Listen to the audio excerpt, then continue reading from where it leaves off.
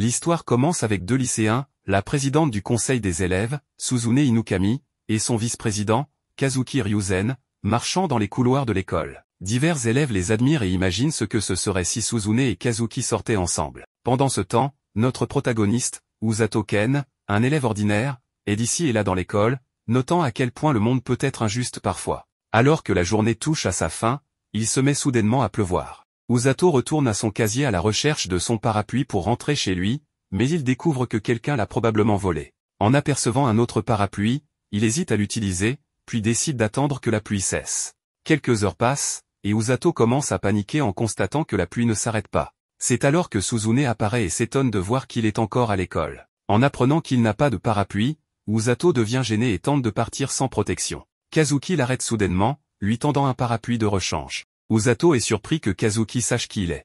Kazuki lui répond qu'étant dans la même classe, il devrait au moins apprendre à le connaître. Alors que Kazuki et Suzune s'apprêtent à quitter l'école, ils invitent Usato à rentrer avec eux.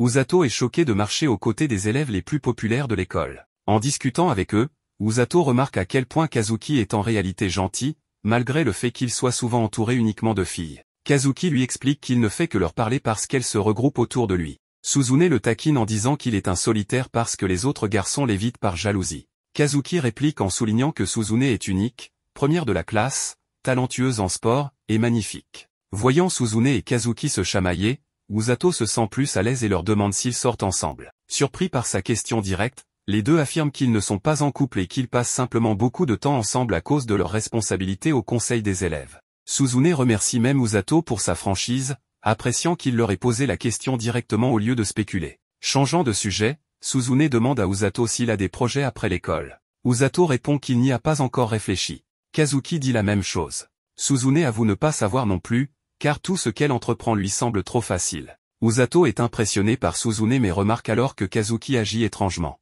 Kazuki demande s'ils ont entendu des cloches sonner. En s'approchant pour voir si Kazuki va bien, un cercle magique apparaît soudainement sous leurs pieds. Kazuki et Usato se demandent s'ils rêvent, mais Suzune semble ravie de cette tournure d'événements. Réveillé dans un lieu inconnu, Usato vérifie si Kazuki va bien. En regardant Suzune, il est perturbé par son expression joyeuse.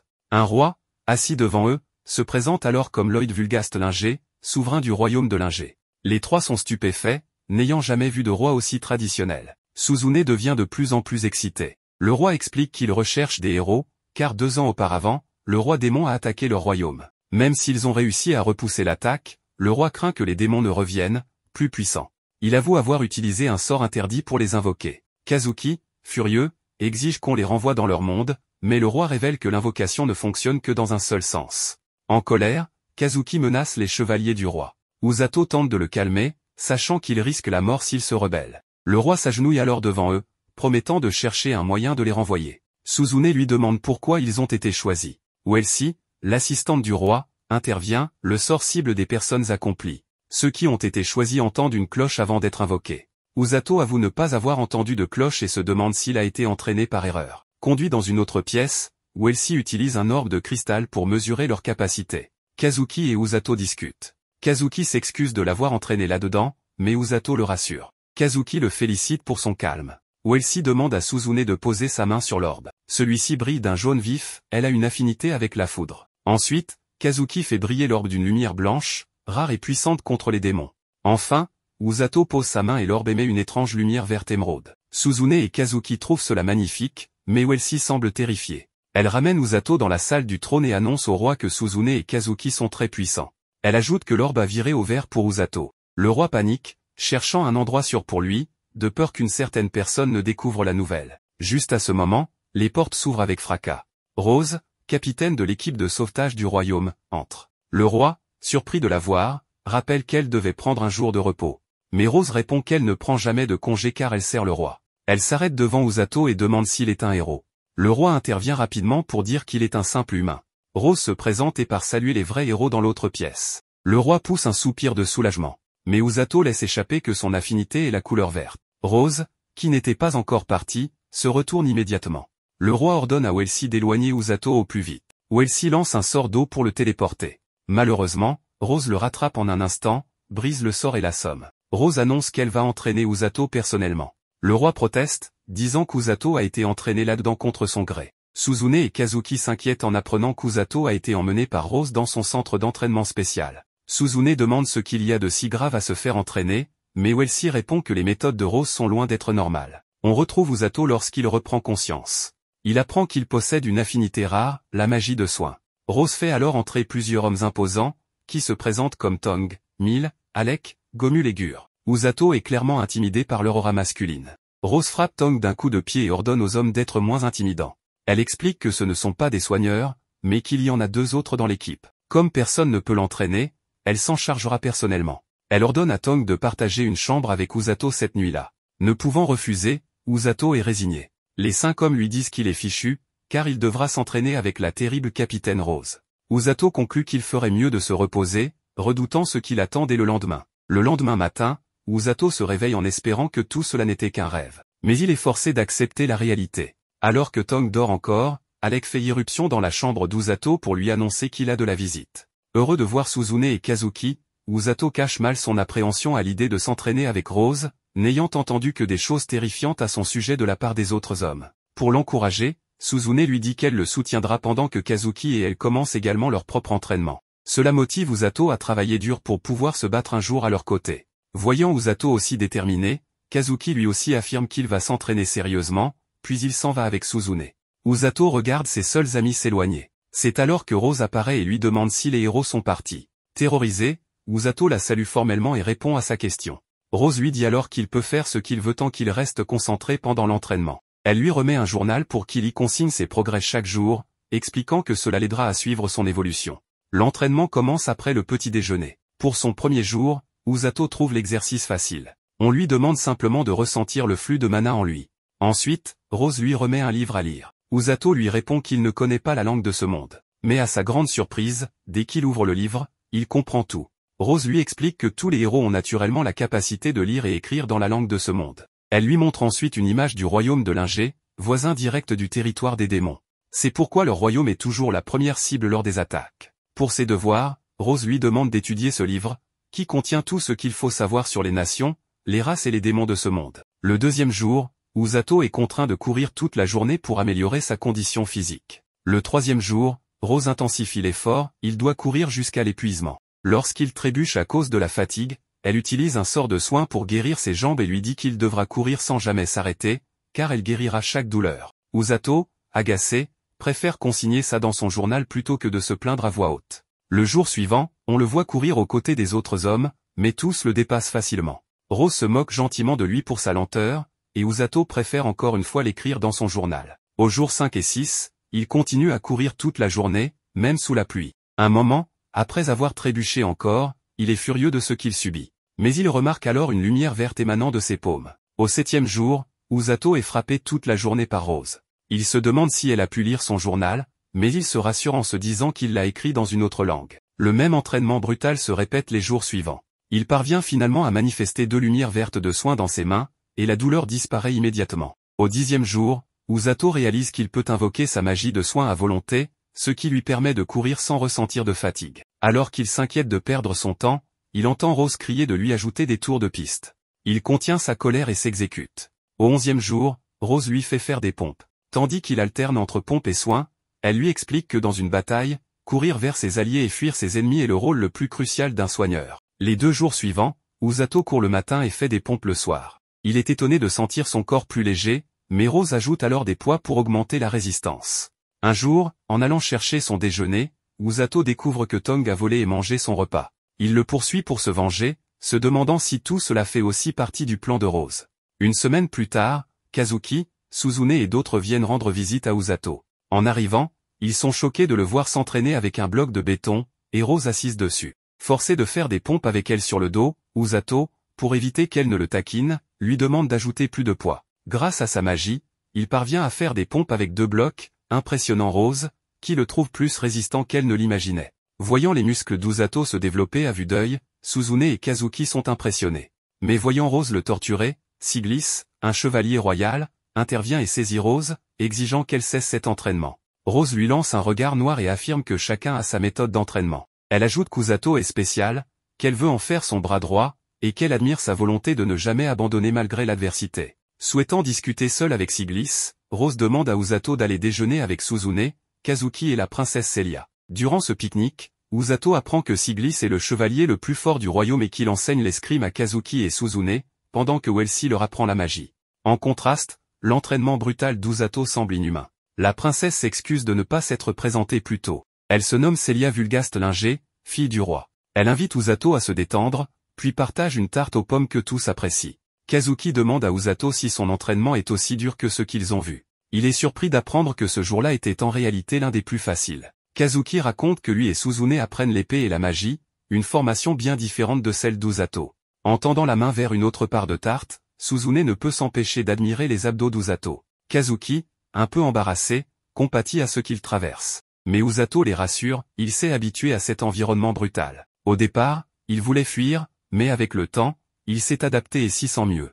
Entendant cela, Suzune et Kazuki sont soulagés. Le repas est interrompu par l'arrivée de Tong, qui a apporté le déjeuner d'Usato. Ce dernier, en colère de le voir avec sa nourriture, engage une petite bagarre. Suzune et Kazuki repartent au château, motivés à devenir meilleurs, tout comme Usato. Ce dernier, dans un bain chaud, se dit fier de son nouveau corps, mais se demande s'il aura la force mentale d'en faire bon usage sur un vrai champ de bataille. Le lendemain, Rose et Usato quittent enfin le royaume pour s'enfoncer dans une forêt voisine, surnommée les Ténèbres de Linger. Rose confie à Usato la mission de traquer un grand grizzly. Usato panique en lisant que ces créatures naissent après 100 ans d'évolution. Rose le rassure, estimant qu'il est désormais assez fort pour en affronter un. Mais fatiguée par ses plaintes, elle le soulève d'un coup et le jette au milieu de la forêt. Alors qu'il est projeté dans les airs, Usato commence soudain à craindre pour sa vie. Il entame une chute libre vers la forêt en contrebas. Tournant son sac à dos pour faire face aux arbres, il commence rapidement à se soigner et réparer son corps grâce à sa magie. Il survit finalement à la chute. Sachant que Rose ne le laissera pas repartir tant qu'il n'aura pas tué un grand grizzly, Usato estime que cela ne devrait pas être trop difficile. D'après ses lectures, ces créatures ne mesurent que 2 mètres. Mais soudain, un grand grizzly apparaît et commence à le pourchasser. Usato est contraint de fuir, heureux de voir que son entraînement porte ses fruits.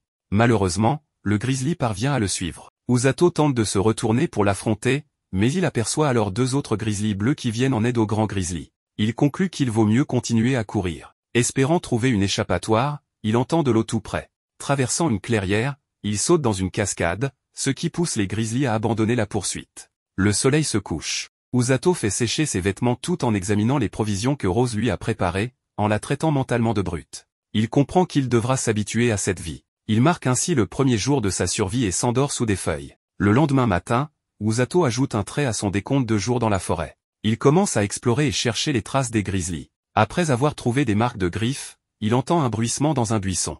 Il se retourne, arme en main, mais ce n'est qu'un lapin blessé, visiblement épuisé. Pris de compassion, Usato utilise sa magie de soin sur l'animal, heureux de le voir rétabli. Alors qu'il continue de chercher les grizzlies, il remarque que le lapin le suit. Il lui demande s'il connaît leur repère. À sa surprise, le lapin le mène jusqu'à la tanière des grizzlies. Usato y aperçoit le grand grizzly, un grizzly bleu, et un petit. Il décide de les observer afin de mieux se préparer à les affronter. Les jours passent.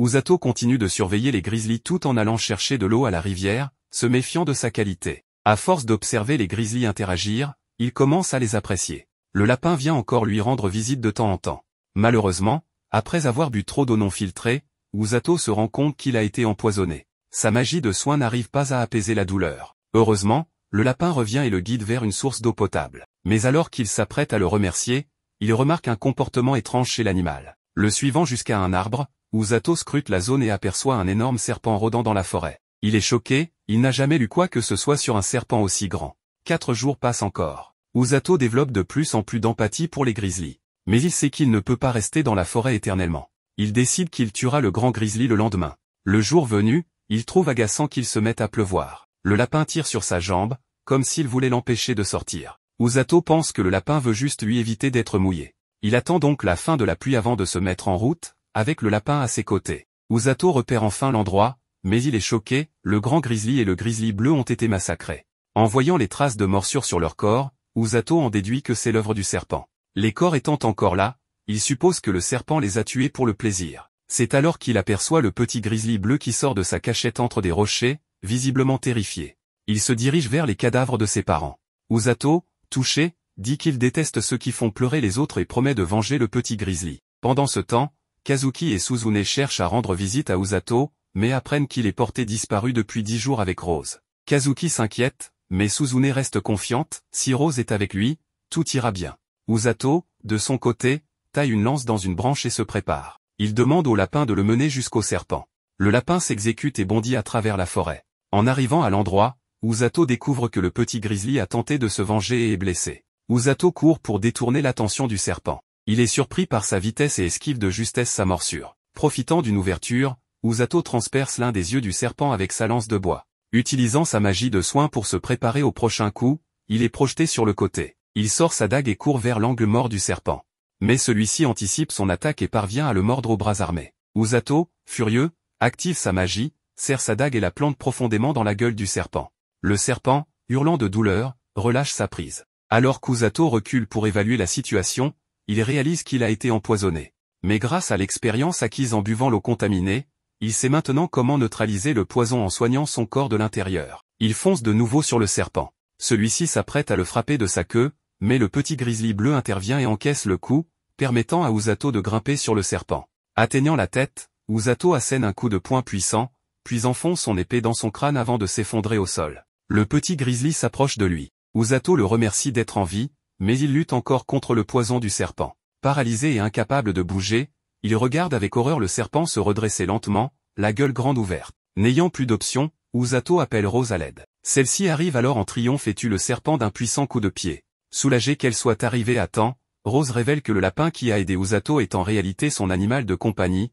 Kukuru, chargé de le surveiller. Elle avoue qu'elle n'avait pas prévu d'intervenir. Mais en apprenant qu'un serpent de l'armée du roi démon rôdait, elle n'a pas eu le choix. Elle reconnaît ne pas avoir prévu cela, mais elle est impressionnée qu'Usato ait réussi à affronter seule une créature qui mettrait en difficulté une unité de soldats d'élite. Voyant le petit grizzly bleu vouloir protéger Usato, Rose admet qu'ils se ressemblent. Elle lui demande s'il veut emmener le grizzly avec eux. L'animal accepte de le suivre. Rose soulève alors Usato et le petit grizzly pour les sortir de la forêt. Elle le félicite, il a réussi son test au la main. Alors que le soleil se couche, Rose explique que même si Usato n'a pas encore maîtrisé les bases, il a prouvé sa capacité à endurer la douleur et à démontrer une grande force mentale. Elle confie que les deux autres soigneurs avant lui n'ont jamais mérité pareille reconnaissance. Mais elle ajoute que l'armée des démons attaquera bientôt. Au même moment, le roi démon donne l'ordre à l'une de ses commandantes, Amila Vergret, de lancer l'assaut contre le royaume de Lingé. De retour avec Rose, elle révèle qu'elle et Usato seront en première ligne pour soigner les blessés, ce qui effraie Usato, qui se demande ce que feront Tong et les autres gars, ainsi que les deux supposés soigneurs. Rose lui explique que chacun a un rôle différent. Voyant qu'Usato est nerveux, elle ajoute qu'ils ont encore un peu de temps pour s'entraîner. Du côté du roi démon, il rappelle à Amila qu'il attend d'elle de bons résultats, mais ne s'attend pas à ce qu'elle se batte jusqu'à la mort. Alors que le roi démon congédie Amila, celle-ci s'isole pour se calmer, mais se fait taquiner par le docteur démoniaque Iriluk pour avoir été nerveuse devant le roi. Alors qu'Amila tente de partir, Iriluk mentionne qu'il a récemment créé un autre prototype démoniaque et lui propose de le lui montrer. Il dévoile alors son monstre démoniaque, le prototype 72, nommé Baljinak. Mais Amila remarque que cette créature ressemble fortement au prototype 71. En entendant cela, Iriluk explique que le prototype 71 a été blessé par Sigli lors de leur précédent combat, et s'est finalement enfui dans la forêt du royaume de Lingé. En discutant, Amila évoque un humain agaçant qui vit avec les armées humaines, ces gens qui ne font que transporter les blessés,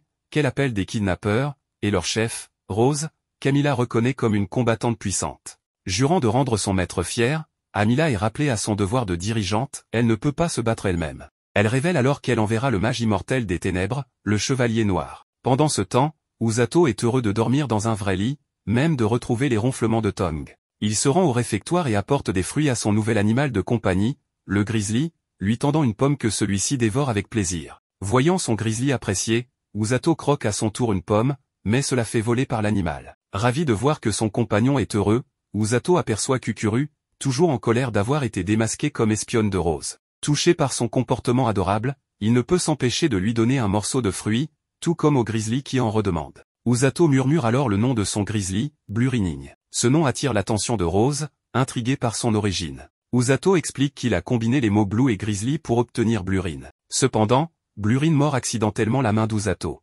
Rose interrompt alors en déclarant qu'elle a informé le roi, et que Blurine fait désormais partie de l'équipe de secours. Elle ajoute qu'il devra lui aussi recevoir une formation. À la surprise d'Usato, Rose lui ordonne de porter Blurine, expliquant qu'il va simuler un véritable sauvetage, où Blurine représente un soldat blessé. Usato commence à trottiner, trouvant l'exercice facile, mais Rose lui ordonne d'accélérer car les blessés doivent être rapidement mis à l'abri. Alors qu'il passe près d'un buisson, il est soudain attaqué par Tong Emil, sur ordre de Rose, qui voulait le prendre par surprise. Sachant qu'il doit rester concentré, Usato continue de courir pendant 1 heure, jusqu'à ce que Gamu surgisse du sol pour l'attaquer à son tour. Usato esquive facilement ses assauts. Ensuite, Alec tente de le ralentir avec des bombes puantes, mais Usato poursuit son chemin. Après 3 heures, il doit esquiver des rondins qui tombent sur lui. Au bout de 4 heures, il évite de justesse de marcher sur Karu. Mais au fil de la course, Usato s'affaiblit de plus en plus et finit par s'écrouler au sol. Heureux de voir que Blurine va bien, il se demande pourquoi il se sent aussi fatigué. Il aperçoit alors Rose, assise à ses côtés, qui lui explique que les humains s'épuisent vite lorsqu'ils sont nerveux, effrayés ou impatients. Elle lui révèle qu'elle l'entraînait à renforcer sa force mentale. Après l'avoir soigné, elle lui ordonne de se reposer un peu, avant de reprendre l'entraînement cette fois en courant à travers tout le royaume. En traversant la ville, Usato remarque combien il attire l'attention, surtout en portant une énorme bête comme Blurine. Blurine se réveille et repère l'un de ses fruits préférés. Usato s'excuse de ne pas avoir d'argent pour en acheter et note mentalement le nom du fruit, une pefle, une spécialité du royaume de Lingé. Une femme du marché, voyant Blurine calme, rassure Usato sur la réaction des habitants. Elle lui apprend que son uniforme est celui que portent les membres de l'équipe de secours lors des entraînements, ce qui explique leur calme. Heureux de cette nouvelle, Usato s'apprête à repartir, mais la dame lui offre un fruit en cadeau. Reconnaissant, il promet d'acheter quelque chose la prochaine fois. Il repart en courant. Une jeune fille nommée Amako apparaît et lui demande s'il fait partie de l'équipe de secours. Alors qu'il atteint le centre-ville, il pense s'arrêter pour saluer Kazuki et Suzune, espérant convaincre les gardes que Blurine est juste une énorme peluche. Au même moment, un homme aperçoit Usato et tente de courir après lui, mais trébuche, attirant l'attention d'Usato. S'excusant de l'avoir interrompu pendant son entraînement, l'homme se présente comme Orga Fleur, un autre soigneur de l'équipe de secours. Il explique être surpris que le nouveau soigneur soit un invoqué, et impressionné qu'Usato tienne le rythme de Rose. Fleur ajoute que sa petite sœur, de 5 ans sa cadette, est l'autre soigneuse de l'équipe. Tous deux dirigent une clinique pour soigner les habitants. Curieux de savoir pourquoi Fleur ne s'est pas soigné lui-même, Usato apprend que Fleur ne peut pas se guérir aussi bien qu'il guérit les autres. Cela surprend Usato, qui comprend maintenant pourquoi Rose avait dit que seule elle et lui iraient en première ligne. Fleur lui apprend que lui et sa sœur restent normalement en arrière, attendant que Tong et ses hommes ramènent les blessés. Usato se demande alors s'il est réellement capable d'affronter le danger en première ligne avec Rose. Fleur lui répond que les héros et les chevaliers risquent leur vie pour tous les autres, et que si Rose l'a choisi, c'est qu'elle a vu en lui la force de tenir bon. Elle ne ferait jamais confiance à quelqu'un de faible. Voyant qu'il doit retourner à la clinique, Fleur demande à Usato de ne pas détester Rose, car elle est maladroite et humaine, comme tout le monde. Usato le rassure, il ne la déteste pas. Reprenant son entraînement, il s'éloigne. Juste après, la sœur de Fleur, Ururu, arrive et demande où il était. Fleur répond simplement qu'il vient de rencontrer un garçon très intéressant. De son côté, Usato arrive aux portes du palais et est surpris d'apprendre que lui et Blurine peuvent entrer. Les chevaliers ont déjà été informés par Rose que Blurine est digne de confiance. Alors qu'il continue son entraînement, Usato aperçoit Suzune en train d'affronter plusieurs chevaliers à la fois. Il l'interpelle, lui raconte sa rencontre avec Blurine, et remarque qu'elle admire son pelage. Lorsqu'elle lui demande si elle peut le toucher, Blurine la rejette. Usato l'encourage alors à l'appeler par son nom. En tendant la main, Blurine reconnaît Suzune en la mordant. Alors que Blurine s'endort, Suzune et Usato discutent un moment, n'ayant pas eu l'occasion de se voir depuis un moment. Usato la rassure sur sa formation.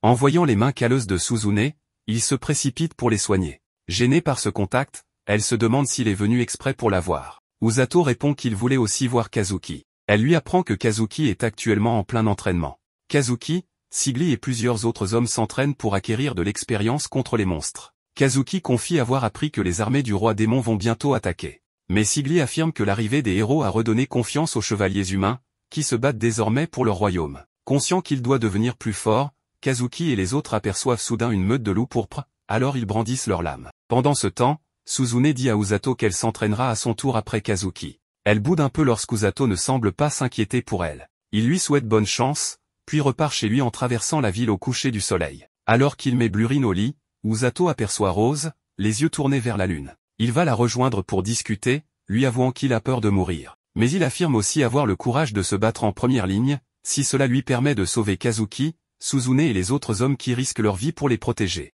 Heureuse de voir qu'il devient plus fort, Rose lui donne une tape sur la poitrine, lui rappelant que leur rôle est avant tout de sauver et secourir les gens. Le lendemain matin, Rose réveille Usato. Le roi souhaite qu'il rejoigne Suzune afin d'acquérir de l'expérience réelle sur le champ de bataille. En se dirigeant vers la ville avec Rose et Blurine, Usato apprend que le roi voulait qu'il accompagne Kazuki, mais que Rose s'y est opposée, car Usato venait à peine de revenir de la forêt. Rose ajoute qu'Usato doit seulement suivre et soigner les blessés, et que l'entraînement se terminera dans 3 jours. Lorsqu'Usato rejoint Suzune et son groupe, Suzune dit qu'elle ne s'attendait pas à revoir Usato et Blurine aussitôt, le taquinant en disant qu'il voulait sûrement la revoir. Comme Usato ne réagit pas à la plaisanterie, Suzune présente les membres de son groupe, Haruku, le chevalier, et Corinne, le mage. Reconnaissant Haruku comme l'un des gardes du palais, Rose interrompt soudainement la conversation pour informer Suzune du potentiel d'Usato. Elle précise qu'Usato est seulement capable de soigner les blessures et les empoisonnements, mais qu'il ne peut pas ramener les morts à la vie. Devant le ton sérieux de Rose, Suzune promet d'en tenir compte. Rose ajoute que, puisque Sigli l'a entraîné, elle a confiance en Suzune. Se tournant vers Usato, Rose le fixe en silence, puis part en leur souhaitant bonne chance. En la voyant s'éloigner, Suzune remarque qu'elle peut sentir une immense puissance émaner de Rose. Pendant ce temps, Kazuki est déjà revenu de son entraînement dans la forêt et s'entraîne à manier son épée. Il est soudain interrompu par la princesse Celia, qui le gronde car elle s'inquiète qu'il pousse trop son corps. Kazuki la rassure, ce qui la fait rougir et fuir. Alors que Usato suit Suzune et son groupe vers la forêt sombre de l'Ingré, il apprend que Kazuki, bien que fatigué, était satisfait de ses progrès en forêt. En se rappelant que c'est là que Blurine a grandi, Usato se demande si celui-ci ressent de la nostalgie. Soudain, Suzune lui demande si Blurine dort encore. Elle se dit que c'est le moment idéal pour le câliner, mais en voyant Suzune agir bizarrement, Usato l'empêche de toucher Blurine. Avec tout ce vacarme, Blurine se réveille enfin. Encore à moitié endormi, il se voit forcé de marcher avec tout le groupe. Suzune propose alors de le porter, mais en le prenant sur son dos, elle est aussitôt écrasée par son poids. S'excusant de ne pas y avoir pensé, elle remercie Usato de l'avoir soigné. Soudain, Corinne détecte plusieurs présences proches. Tout le monde sort ses armes, mais il s'agit en réalité de bandits. En observant le groupe d'Usato, les bandits deviennent arrogants et leur ordonnent de leur remettre tous leurs biens. Mais ils prennent peur en apercevant Blurine. Réalisant qu'il n'est qu'un ourson, ils annoncent qu'ils vont le tuer et le dépecer. Cette menace déclenche immédiatement la colère de Suzune, qui lance un sort de foudre paralysant l'un des bandits. Étonné par sa maîtrise de la magie électrique, Usato l'encourage, incitant les bandits à attaquer. Alors que Haruku les repousse, Corinne détecte d'autres ennemis. Soudain, une horde de sangliers géants déferle, écrasant les bandits et se dirigeant droit sur Usato. Voyant le danger, Blurine se met en travers de leur chemin et les dévie. Mais quand Usato voit Suzune sur le point de se faire piétiner, il court à son secours et la serre dans ses bras alors qu'ils sont projetés dans les airs.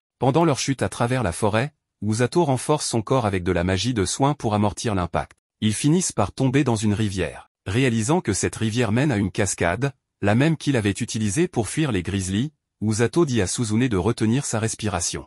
Ils tombent tous les deux de la cascade. Usato, inconscient, se réveille ensuite en entendant Suzune l'appeler. Il la voit agrippée à lui et trouve la situation gênante, ce qui pousse Suzune à le repousser. En apercevant une coupure sur elle, il la soigne, révélant qu'il connaît bien cette forêt et qu'ils doivent rester vigilants car elle est peuplée de monstres. En vérifiant leurs provisions, Usato remarque qu'ils n'ont pas de nourriture, mais propose de monter un camp et de se reposer, la nuit approchant. Apercevant une grotte, il suggère d'y passer la nuit. Mais d'abord, ils doivent se changer. Il demande ensuite à Suzune de pêcher, en utilisant sa magie électrique pour paralyser des poissons dans la rivière. Puis il lui demande d'allumer un feu avec sa magie. Reconnaissant d'avoir Suzune à ses côtés, ils peuvent maintenant cuire les poissons et faire sécher leurs vêtements. Gêné de se retrouver ainsi, Suzune jette un œil sur le corps musclé d'Usato, mais repère soudain des créatures dans l'ombre. Usato les identifie comme des singes venimeux, dont les morsures empoisonnent. Malgré ces avertissements, Suzune se laisse attendrir par leur apparence et laisse l'un d'eux mordiller son doigt. Elle s'évanouit aussitôt, forçant Usato à la soigner. De retour au palais, le roi informe Kazuki que Usato et Suzune sont portés disparus. Kazuki annonce qu'il partira lui-même à leur recherche. Rose intervient, déclarant qu'il n'y a pas lieu de s'inquiéter, Usato est quelqu'un qu'elle a personnellement entraîné pour survivre à n'importe quelle situation. Et avec l'héroïne Suzune à ses côtés, elle ne doute pas qu'ils s'en sortiront. La nuit tombée, Usato propose de monter la garde pendant que Suzune dort. Mais celle-ci insiste pour qu'il se repose en premier, car il a utilisé beaucoup de magie pour la soigner. Alors que la pluie tombe dehors, Suzune regarde Usato, lui demande s'il dort. Usato répond que non. Suzune lui demande alors ce qu'il pense de ce monde et s'il souhaite rentrer chez lui. Usato avoue qu'il compte bien rentrer, mais qu'il a aussi trouvé des raisons de rester. Suzune confie qu'elle ne veut pas retourner dans son ancien monde, car là-bas elle n'avait aucune liberté, aucune attente personnelle. Coupable, elle dit ne pas vouloir que sa présence fasse souffrir Usato. Ce dernier, touché par ses sentiments, explique qu'ils sont semblables. Lui non plus ne supportait pas sa vie médiocre. Depuis qu'il est arrivé dans ce monde, il a trouvé un but, protéger Suzune, Kazuki, et tous les humains du royaume. Heureuse d'entendre cela, Suzune affirme qu'elle est heureuse de se rapprocher d'Usato, ce qui le rend tout rouge. Il se précipite pour se coucher, tandis que Suzune se moque gentiment de sa réaction adorable. Le lendemain matin, Usato commence à chercher une sortie de la forêt. Soudain, ils entendent du bruit. Prêts à se battre, ils découvrent que c'est Blurine. Usato le serre dans ses bras. Haruko apparaît ensuite, expliquant qu'il avait suivi Blurine, qui avait soudainement fui dans la forêt. Voyant le comportement étrange de Blurine, Usato comprend qu'il se trouve dans l'ancienne maison du Grizzly, là où ses parents ont été tués. Pris de compassion, il propose à Blurine de rester ici, mais à sa grande surprise, celui-ci refuse et choisit de rester avec Usato. Il guide alors tout le monde vers la sortie de la forêt. Usato et Suzune rentrent alors pour faire leur rapport au roi. Le roi s'excuse auprès de Usato de l'avoir entraîné dans cette histoire de héros, mais Usato le rassure en lui disant qu'il comprend la situation. Lorsque le roi lui demande comment se passe l'entraînement avec Rose, Usato remarque le regard insistant de cette dernière et répond à contre-cœur que tout se passe bien, même s'il avoue en silence qu'il est conditionné à toujours parler d'elle en bien. Une fois Usato et Suzune congédiés, Sergio, l'assistant du roi, demande à parler en privé avec Rose et Sigli. En quittant la salle du trône, Usato confie à Suzune que tout le monde semblait tendu, plaisantant sur le fait qu'il pourrait se faire renvoyer. C'est alors que Kazuki les interpelle, suivi de près par la princesse Celia. Kazuki leur exprime son inquiétude et leur demande de ne plus être aussi imprudents. Celia ajoute que Kazuki était prêt à partir à leur recherche en apprenant qu'ils avaient été attaqués et perdus dans la forêt. Suzune le rassure, mais Usato révèle que Suzune a caressé imprudemment un singe venimeux, ce qui pousse Suzune à le faire taire en le secouant. Dehors, Kazuki ajoute que c'est Rose qui l'a empêché de partir à leur recherche, impressionnée par la confiance qu'elle avait en Usato. Alors que les trois plaisantent, la princesse Celia est heureuse de les voir si proches. Mais Suzune et Usato finissent par se séparer de Kazuki et Celia. Restée seule avec Kazuki, Celia remarque à quel point il est heureux avec Usato et Suzune et se demande si elle aussi pourrait devenir amie avec lui. Gêné, Kazuki lui répond qu'il est heureux d'être son ami. Pendant ce temps, le roi annonce qu'il a réussi à capturer et interroger les bandits qui ont attaqué Usato et Suzune. En apprenant qu'il y avait moins de monstres dans la forêt que d'habitude, le roi en déduit que ces derniers fuient, signe que l'armée du roi démon approche lentement. Sigli, conscient que cette armée est plus forte qu'avant, se hâte de préparer ses hommes, pendant que Sergio va prévenir les autres ministres. Resté seul, le roi demande à Rose d'aller espionner les mouvements de l'armée du roi démon. Il s'excuse pour cette mission dangereuse, mais Rose accepte, sachant qu'elle est la plus rapide du royaume. Avant de partir, le roi lui demande si elle accepterait de redevenir commandante de bataillon. Rose refuse. Le roi, cette fois sérieux, lui demande pourquoi elle n'a toujours pas tourné la page. Rose lui rappelle la culpabilité qu'elle porte depuis la mort de tous ses anciens subordonnés, morts sous sa responsabilité. Elle sait que la guérison ne ramènera jamais les morts et que la marque sur son œil droit lui rappelle cet échec. Rose affirme avoir créé l'escouade de secours pour se consacrer à sauver des vies. Le roi reconnaît que cette unité a sauvé des centaines de personnes pendant la guerre, 2 ans auparavant. Mais Rose ajoute qu'elle recherche un être immortel. Choqué, le roi écoute Rose expliquer qu'une personne capable de repousser les limites de son corps avec la magie de guérison, une personne qui n'abandonne jamais, pourrait devenir un soldat immortel. Et selon elle, Usato est le candidat idéal. Le roi pense alors à plusieurs hommes téméraires qui ne sont plus là aujourd'hui. Rose, mettant fin à la conversation, s'excuse et part vers la frontière du royaume pour observer les démons. Ce soir-là, Usato apprend que Rose lui a laissé une lettre. Il n'y aura pas d'entraînement demain. Elle lui demande simplement de livrer un message. Pendant ce temps, Amila ordonne à son armée démoniaque de continuer à construire un pont.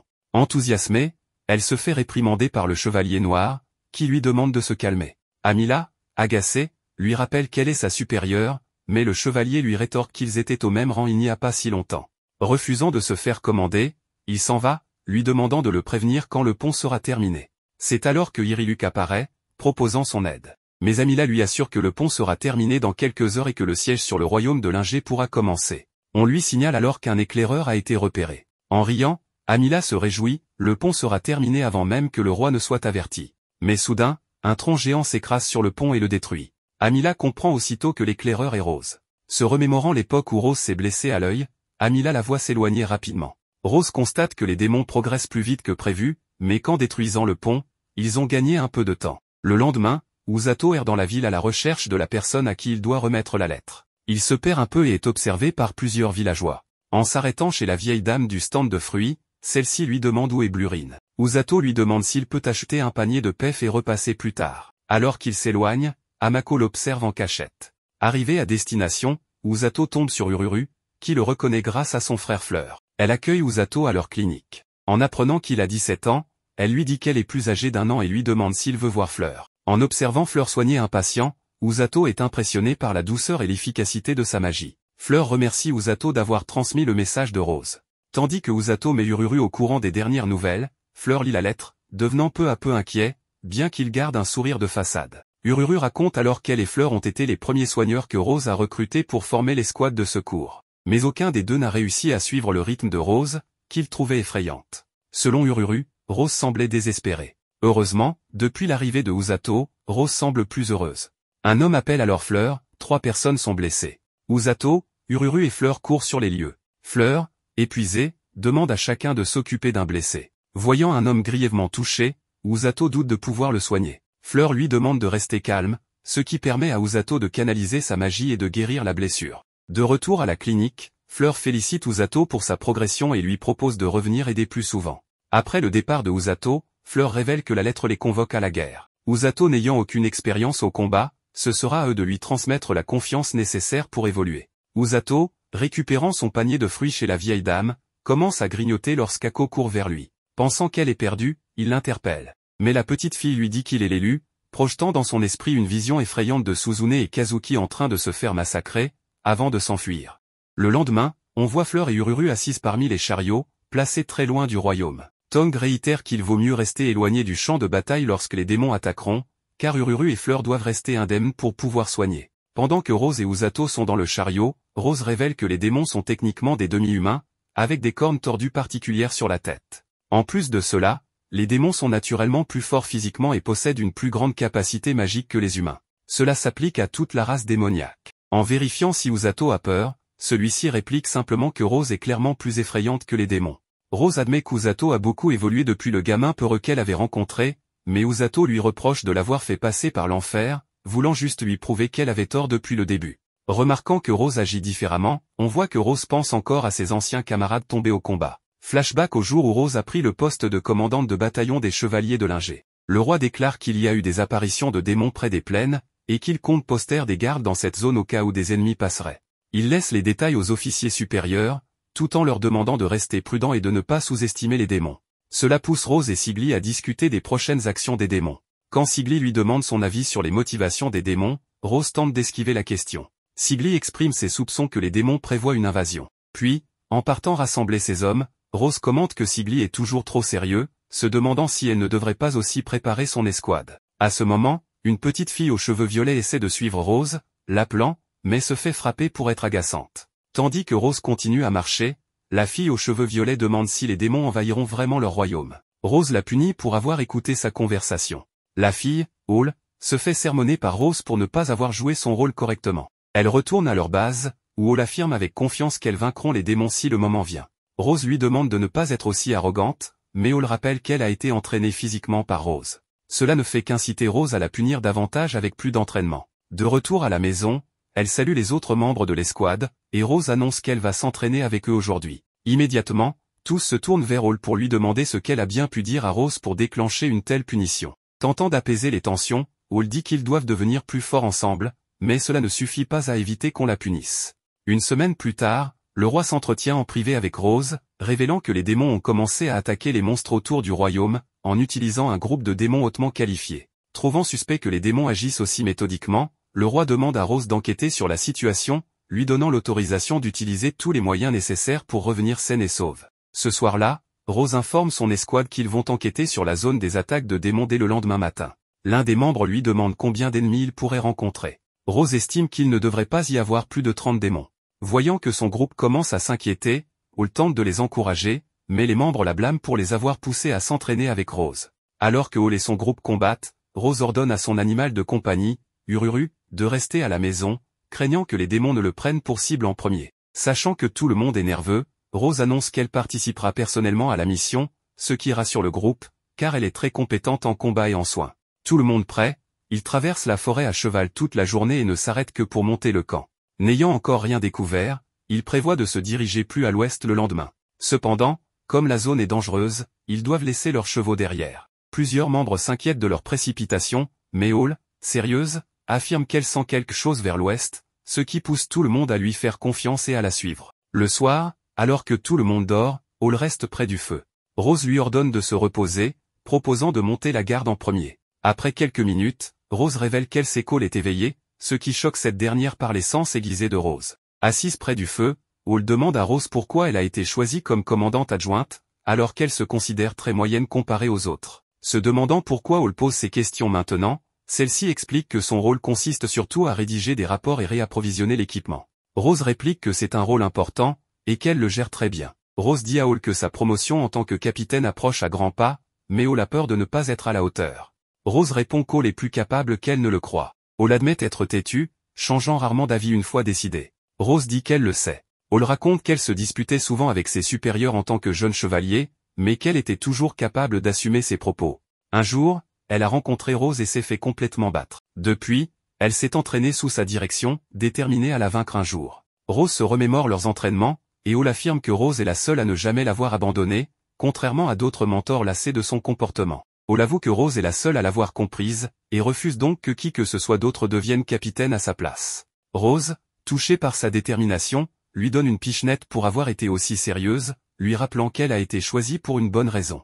Agenouillée à côté d'elle, Rose explique que la capacité d'Hall à avancer, peu importe la situation, et ses compétences pour justifier ses décisions feront d'elle une capitaine respectée. Voyant Hall excité, Rose lui dit qu'elle va maintenant dormir, la chargeant de garder le camp, mais ordonne d'abord à tous les autres membres, qui écoutaient en cachette, de retourner dormir. Embarrassé, Hall se rend compte que tout le monde a entendu la conversation, et les autres commencent à la taquiner pour s'être montré si vulnérable devant Rose. Le lendemain, alors qu'il monte la montagne à l'ouest, il tombe sur des éclaboussures de sang, identifiées comme l'œuvre d'un loup lumineux, confirmant que les démons chassent bien les monstres. Les membres se demandent si les démons jouent simplement avec leur proie, mais entendent soudain un cri lointain. Rose et son escouade se précipitent vers le bruit et voient plusieurs démons emportant des monstres inconscients. L'un des démons interpelle Rose et son groupe pour qu'ils se montrent. Rose confronte le chef des démons, lui demandant pourquoi il capture des monstres. Le chef répond simplement qu'ils en ont besoin pour plus tard. Comme il n'y a pas encore besoin de conflit, Rose ordonne aux démons de partir. Mais ces derniers déclarent que Rose et son groupe doivent mourir. Tandis que Rose fixe le chef, Hall et les autres combattent les autres démons, et Rose se bat contre le chef. Voyant ce dernier utiliser une armure de vent, Rose réduit la distance et lui assène plusieurs coups, l'envoyant valser. Laissant ses compagnons derrière, elle poursuit le chef dans la forêt, agacée par ses esquives magiques. Ayant localisé sa position, Rose le bombarde de troncs d'arbres, le forçant à s'arrêter. Le chef révèle alors sa vraie forme. Rose tente de briser son armure de vent améliorée, mais se fait piéger dans un sort. Elle traverse le piège avec nonchalance, encaisse les dégâts, puis se soigne instantanément. Réalisant que Rose est une soigneuse redoutable, le chef démon se présente comme Nero et invoque une lame puissante pour un combat rapproché contre Rose. De retour avec Hall et son escouade, on les voit peu à peu prendre le dessus sur l'armée de Nero. Pendant ce temps, Rose et Nero s'affrontent violemment. Rose attrape la main armée de Nero et recule immédiatement, sentant une puissante malédiction émaner de l'épée de Nero. Inquiète de ce que cette malédiction pourrait lui faire, elle reste sur ses gardes. Nero fonce alors en utilisant sa magie du vent et parvient à égratigner Rose. Mais elle riposte avec un coup de poing puissant, suivi d'une rafale de coups plus faibles, qui projette Nero en arrière jusqu'au champ de bataille. Rose le poursuit tout en se soignant et lui ordonne de se relever. Réalisant que ses coups ne l'affectent pas vraiment, Nero reconnaît qu'il a sous-estimé Rose et son escouade. Il remarque également que ses démons sont complètement épuisés. Intriguée par ce qu'il dit, Rose apprend que Nero n'a jamais affronté d'humains aussi puissants, pensant que ces humains-là avaient disparu. Rose le met en garde contre le fait de sous-estimer l'humanité, mais Nero affirme qu'il ne retiendra plus ses coups. Son objectif est d'attendre le retour de leur roi. En empoignant sa lame maudite, Nero se laisse envelopper par une énergie noire, clamant qu'ils doivent effacer l'humanité tout entière. Au même moment, un des chevaliers de Rose parvient à blesser un démon. Mais soudainement, ce démon attrape le chevalier et l'élimine d'un seul coup. Tout le monde est sous le choc. Les démons sacrifient leur vie simplement pour emporter un chevalier avec eux. Rose, furieuse, voit ses chevaliers tomber les uns après les autres pendant que Nero la retient, l'empêchant d'aider. Il parvient à lui entailler l'œil droit. Quand Rose essaie de soigner la blessure, Nero lui révèle que sa lame empêche toute guérison. Les chevaliers de Rose crient à l'aide, mais Rose, impuissante, continue de recevoir des coups, incapable de les secourir. Nero lui reproche d'avoir sous-estimé les démons et fonce vers elle. À bout de force, Rose perd connaissance. Alors que la lame de Nero va l'atteindre, Hall surgit pour la protéger. Rose, reprenant conscience, voit les cadavres de ses compagnons et ceux des démons. Elle se remémore que, la veille encore, tous étaient en vie. Se sentant responsable, elle s'accuse de ne pas avoir été assez forte pour les sauver. Nero s'approche, prêt à l'achever. Mais Rose, folle de rage, attrape sa lame et le bombarde de coups. Même lorsque Nero tente d'esquiver avec sa magie du vent, Rose le rattrape, enchaîne les attaques, et finit par l'empaler avec sa propre épée. Nero, incapable de bouger, est à la merci de Rose. Mais elle réalise qu'elle n'a plus la force de l'achever. Soudain, une démone apparaît et promet de sauver Nero. Il lui ordonne de fuir. Elle libère Nero et commence à s'enfuir avec lui. Rose tente de les arrêter, mais elle remarque Camilla, la démone, lui rappelle étrangement Hall. Elle les laisse donc partir. Peu après, Rose entend la voix d'Hall. Rampant jusqu'à elle, Rose tente désespérément de la soigner, mais la blessure est maudite et incurable. Hall, dans ses derniers instants, dit à Rose de ne jamais changer, lui rappelant qu'elle et ses camarades ont choisi de se battre à ses côtés. Alors qu'Hall s'éteint, Rose aperçoit les autres chevaliers, eux aussi morts. Elle hurle de douleur. De retour au royaume, Rose rapporte que le roi démon reviendra bientôt, expliquant pourquoi les démons chassent les monstres. Avant de partir, elle demande au roi de la démettre de son poste de commandante de bataillon et de lui retirer son titre de chevalier. Elle quitte lentement le royaume. Alors qu'elle traverse la ville, Rose croise les parents d'un de ses chevaliers, Josh. Horrifiée, elle s'attend à des reproches, mais au contraire, les parents la remercient d'avoir discipliné leur fils, qui était autrefois un enfant difficile. Ils la remercient aussi d'avoir ramené son corps. De retour chez elle, Rose remarque des plantes vivantes autour de sa maison, mais entre en silence. Un mois passe. Sigly lui rend visite. Il lui demande si le roi est venu lui parler seul, ce qu'elle confirme. Surpris, il note qu'elle ne quitte plus sa maison depuis un mois. Rose répond que c'est justement pour vérifier si elle est encore en vie. Elle avoue avoir pensé à se suicider, mais Sigly tente de la raisonner. Rose précise que ce n'était qu'une pensée, et s'excuse. Sigly remarque que ses blessures maudites commencent à guérir. Rose confirme que la malédiction n'était que temporaire. Quand il lui demande pourquoi elle ne soigne pas son œil droit, Rose ne répond pas. Quand Sigly s'en va, elle murmure que cette cicatrice est le rappel de sa faiblesse, celle qui a coûté la vie à ses compagnons. Elle affirme qu'elle n'a pas l'intention de mourir, surtout pas après le sacrifice de Hall. Mais elle se demande quoi faire désormais. Elle pense à traquer Nero et autant de démons que possible. Pourtant, l'image de son escouade morte la hante, et elle se blâme pour ses émotions. Assise à sa table, elle imagine son escouade encore en vie. En colère contre elle-même, elle se traite de faible. Elle se demande ce qu'ils lui diraient s'ils étaient là. C'est alors qu'elle entend la voix d'Hall lui rappeler que rien ne reste figé et que c'est à Rose de changer et de s'adapter. Hall lui dit aussi que toute l'escouade a choisi de la suivre volontairement, et qu'elle restera toujours leur capitaine. Leur dernier souhait était qu'elle reste elle-même, la personne qui les a formés et guidés. Comprenant que c'est leur mort qui la freinait, Rose éclate en larmes. Elle promet de ne plus jamais être faible. Elle voit Hall et les autres s'effacer doucement. Maintenant déterminée, Rose enlève ses bandages et se met à planifier l'avenir. Elle sait qu'un nouveau conflit avec les démons est inévitable, alors elle prévoit de constituer une armée pour empêcher de nouvelles pertes. Elle commence à tracer les grandes lignes, 5 soldats de mêlée, 2 soigneurs à l'arrière et un soigneur en première ligne. De retour au présent, Rose remercie Usato de l'avoir accompagnée, ce qui le surprend, Rose ne complimente jamais. Elle lui rappelle que les soigneurs sont rares, mais que ceux capables de combattre et soigner à la fois le sont encore plus. Se montrant sérieuse, Rose explique qu'elle cherchait quelqu'un en qui elle pourrait avoir pleinement confiance, quelqu'un qui ne mourrait pas. Alors qu'ils poursuivent leur route, on retrouve Amila et Iriluk, qui confirment que leur pont est terminé, permettant au chevalier noir de revenir. Amila lui dit de ne pas sous-estimer les humains, mentionnant les ravisseurs qui ont aidé à sauver les blessés. Mais le chevalier noir s'en moque, ne cherchant qu'un combat plaisant. Le lendemain, on voit que plusieurs chevaliers de l'escouade de soins ont installé leur base. Usato se réveille tôt, admirant l'immense étendue autour d'eux. C'est alors que Suzune l'interpelle, remarquant que son uniforme se marie bien avec les roses, et lui demande s'il aime aussi sa tenue de chevalier. Quand Usato lui répond de manière ennuyeuse, Suzune révèle que son armure est conçue pour soutenir sa magie de foudre tout en lui permettant de bouger librement, ce qui surprend Usato, car Suzune semble passionnée par des choses assez inhabituelles. Suzune raconte à Usato qu'elle cultivait autrefois des cactus, ce qui met Usato mal à l'aise. Suzune le réprimande pour être toujours si prudent avec elle, lui ordonnant de s'ouvrir un peu, avant de le poursuivre pour lui faire un câlin.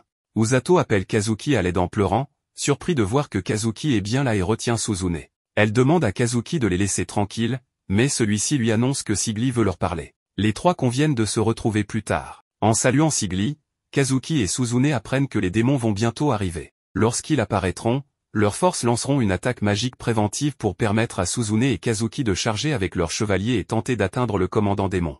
Tous deux se préparent pour la bataille et prennent le temps de vérifier comment l'autre se sent.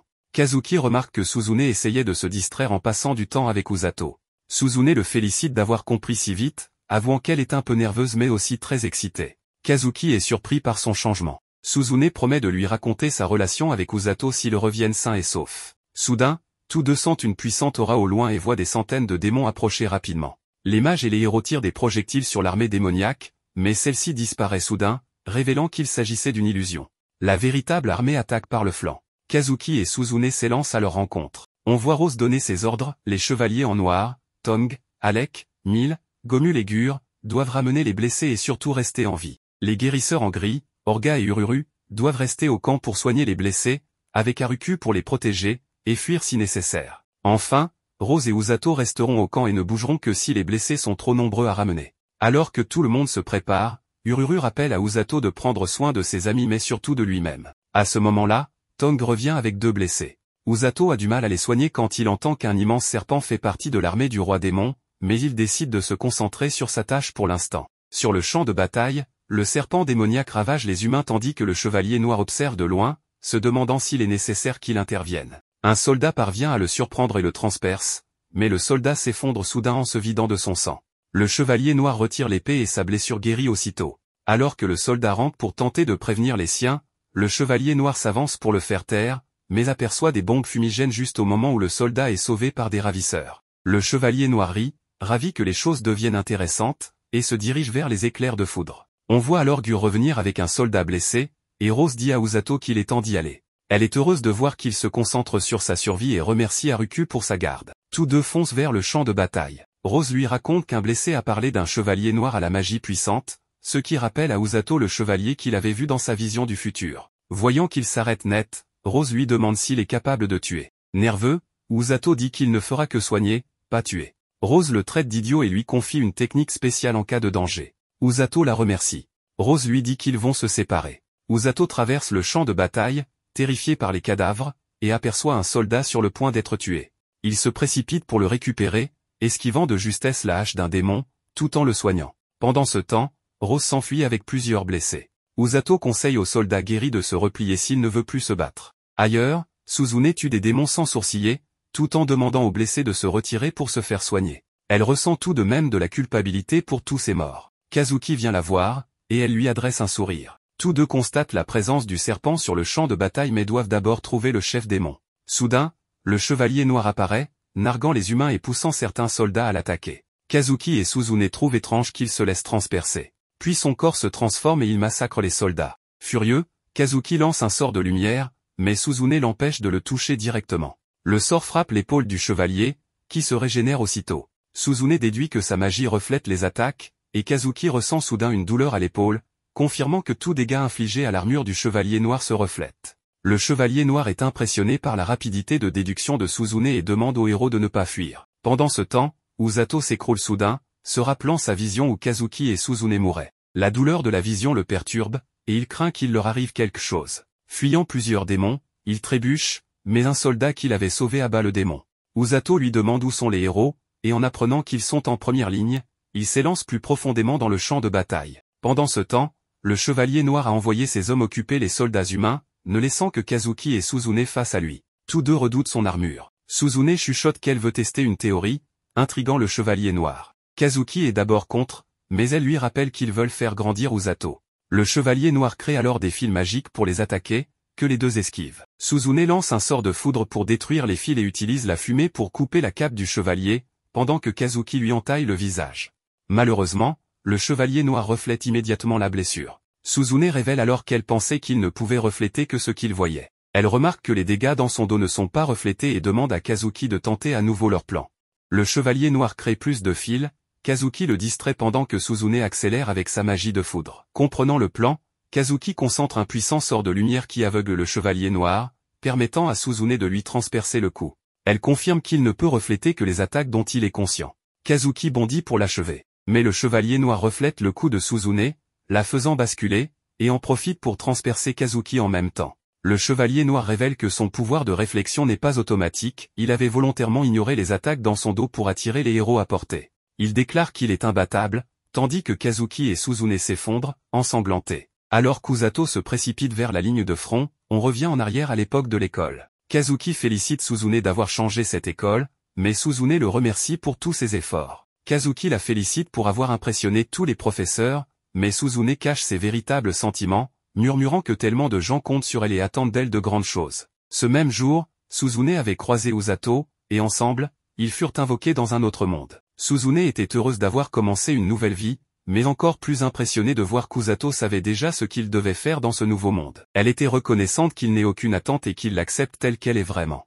Dans le présent, Suzune se convainc que tout finira bien. Mais alors que les héros s'effondrent devant le chevalier noir, les soldats humains commencent à craindre le pire. À demi consciente, Suzune regarde, impuissante, le chevalier noir prêt à achever le combat. Mais Usato, ayant atteint la ligne de front, arrive juste à temps et frappe le chevalier noir avec un coup de poing renforcé. Craignant d'être arrivé trop tard, Usato constate avec soulagement que Kazuki et Suzune respirent encore, et il se précipite pour les soigner. Les deux héros sont soulagés de le voir là. À ce moment précis, le chevalier noir admet que le coup de poing de Yus lui a fait mal, ce qui choque tout le monde. Son armure se fissure et révèle qu'il s'agit en réalité d'une fragile démone. Alors que le chevalier noir guérit ses blessures et fonce sur Usato et les héros, Usato prend les deux blessés et bondit dans les airs, tandis que Suzune lance des éclairs pour distraire les démons. Les soldats restants ralentissent les ennemis, donnant à Usato le temps de continuer à soigner Kazuki et Suzune. Il remarque que Kazuki se réveillera une fois complètement rétabli. Mais avant que Suzune puisse dire quelque chose, l'épée du chevalier noir frappe près d'eux, forçant Usato à esquiver. Distrait, Usato écoute Suzune lui révéler que ses attaques ont un effet sur le chevalier noir, car son armure peut réfléchir tous les dégâts. Avant qu'il ne puisse expliquer comment son poing a fonctionné, le chevalier noir déclare qu'il va tuer Usato en premier. Usato sait que pour sauver les chevaliers qui combattent, il doit d'abord se débarrasser du chevalier noir. Il confie à Suzune la protection de Kazuki et renforce son corps avec sa magie de soin avant de foncer sur l'ennemi. Le chevalier noir projette des fils, mais Usato réalise qu'il peut soigner tout dégât réfléchi sur lui. Il frappe un fil et remarque que le chevalier noir ne le reflète pas. Il continue à détruire les fils, surprenant son adversaire, puis lui assène un puissant coup de poing renforcé. Usato enchaîne avec un coup encore plus fort. L'armure du chevalier noir se régénère et il continue à lancer ses fils, que Usato bloque parfaitement. Suzune admire le courage d'Usato. Kazuki se réveille et apprend qu'Usato affronte seul le chevalier noir. Le chevalier noir parvient à transpercer la paume d'Usato, mais les fils commencent soudain à fondre. Usato se soigne instantanément. Suzune et Kazuki comprennent que la réflexion du chevalier noir ne fonctionne pas sur Usato, qui parvient à se rapprocher et à asséner des coups tout en esquivant. Les héros réalisent que la faiblesse du chevalier noir est la magie de soin. Les poings d'Usato, imprégnés de cette magie, ne renvoient rien à réfléchir, les dégâts à l'armure sont immédiatement soignés, et l'impact touche directement l'ennemi à l'intérieur. Tandis qu'Usato martèle le chevalier noir, Suzune sourit, il utilise sa magie de soin de travers, mais ironie du sort, cela lui permet de vaincre cet adversaire puissant. La démone, abasourdie, renforce son armure et augmente sa puissance, projetant Usato au loin.